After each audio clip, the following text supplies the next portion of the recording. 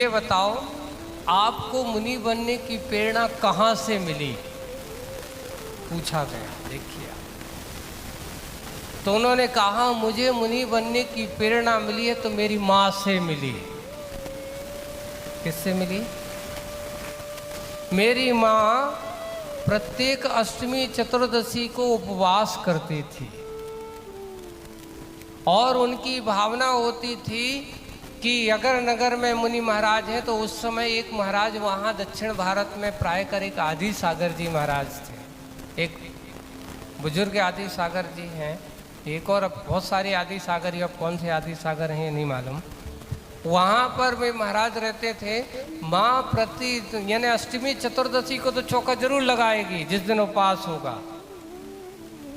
तो अपन क्या करते थे, माँ के साथ रह कर के, अब छोटे उम्र थी अपनी, लेकिन फिर भी चौका लगता था तो अपन भी उनके साथ उनका हाथ बटाते थे, उनकी सेवा करते थे।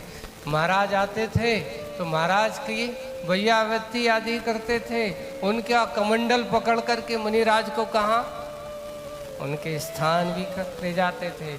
और कई बार तो ऐसा भी मिला कि वहाँ दूध गंगा वैन गंगा नदी है, ऐसे मुनिराज जब बरसात के समय कभी बाढ़ आ जाए, उस समय तो पुल थोड़ी रहते थे जैसे आज पुल हैं तुम लोगों के, तो वो नदी को पार महाराज कैसे नदी कहाँ है, मुनिराज ज़्यादा से ज़्यादा नदी पार कैसे करते, तो ज़्यादा से ज़्यादा कितने घुटने तक पानी हो तो पार कर सकते, इससे ऊपर अगर नदी में पानी है तो उसको पार नहीं कर सकते पैदल, ऐसा आगम का विधान है।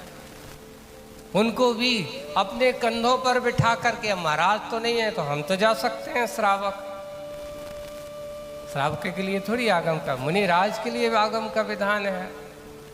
तो दोनों को अपने कंधों पर ऊपर मुनिराज को बिठाया, महाराज हम आपको क्या करेंगे, नदी पार, मैं आज नदी पार करा रहा हूँ, आज मुझे तुम आप क्या करना, मुझे संसार से पार करा देना, ऐसा उन्होंने कहा। उन्होंने जब ऐसे भाव बनाए तो बोले कि मेरे सबसे पहले माँ का संस्कार और मेरे पिता जो बिल्कुल ऐसे नहीं पाटिल थे नगर के, उन्होंने कहा 8 गांव का प्रमुख जो होता है उसको पाटिल कहा जाता है। ये कोई एक बहुत